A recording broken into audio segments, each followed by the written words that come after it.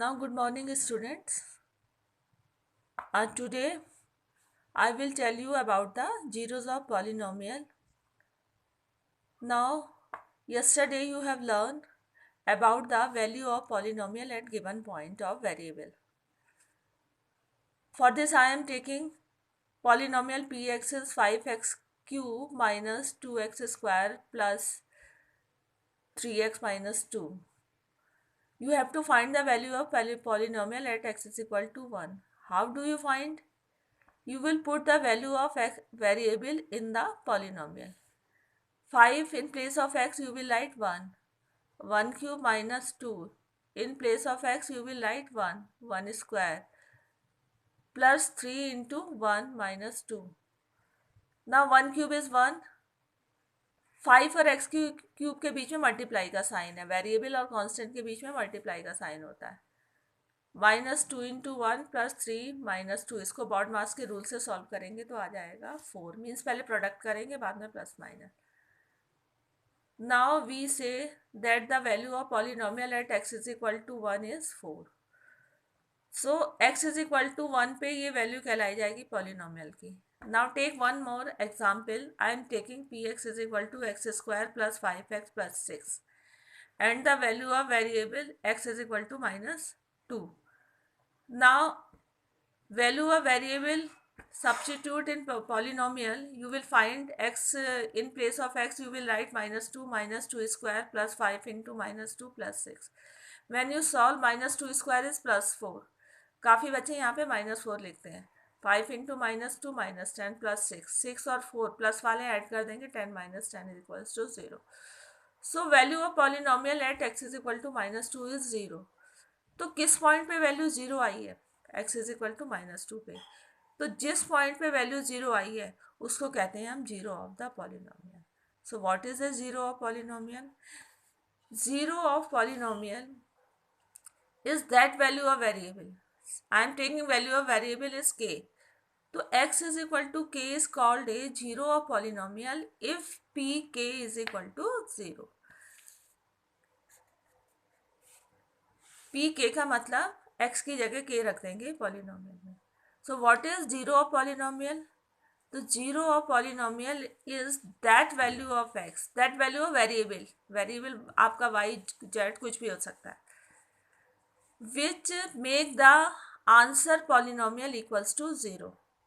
जो पॉलिनोमियल का आंसर क्या कर देगा? 0. Now question arises, how do we find the value of zeros?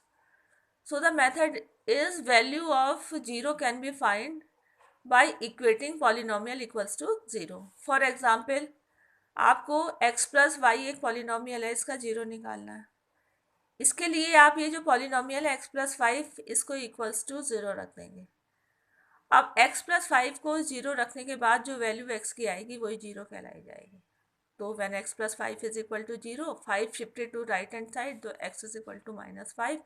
-5 is equal to 0 of the polynomial. और देख लो -5 इस polynomial का आंसर 0 बना देगा.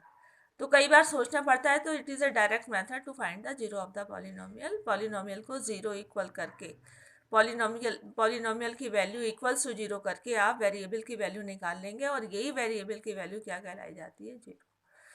Now I am taking some exercise question. Your exercise is exercise 2.2. इसमें आपका है question number 3rd. Verify whether the polynomial are verify whether the following are zeros of polynomial or not. For this polynomial on the question is given px is equal to 3x plus 1. And the value of variable x is equal to -1/3. आपको check करना है x is equal to -1/3 polynomial का 0 है या नहीं. तो इसके लिए पॉलिनोमियल का आंसर निकाल लोगे x इज इक्वल टू -1/3 पे. तो आप x को -1/3 पॉलिनोमियल में डाल दोगे, आंसर निकालोगे तो आया 0. तो इसका मतलब x is equal to -1/3 is a zero of the polynomial. कई पार्ट्स में 2 वैल्यू दे रखी हैं, तो आप दोनों वैल्यू पॉलिनोमियल में डाल के देखोगे कि आंसर 0 आ रहा है या नहीं आ रहा.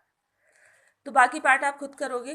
Question number 4, find the zero of polynomial. अभी मैंने बताया कि जीरो पॉलिनोमियल कैसे फाइंड करते हैं कि पॉलिनोमियल को इक्वल्स टू जीरो करके वेरिएबल की वैल्यू निकाल लेते हैं। मैंने 6 पार्ट लिया है जिसमें वैल्यू ऑफ पॉलिनोमियल है ax, तो ax को जीरो पुट करके x निकाल लेंगे।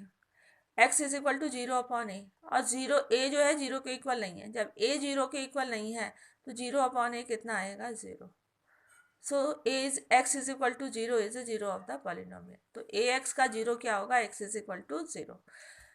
तो similarly you can find the remaining part. So today assignment on 24/2020 exercise 2.2 question third and question fourth, तो इसको आप कंप्लीट कर लेना, बहुत आसान है।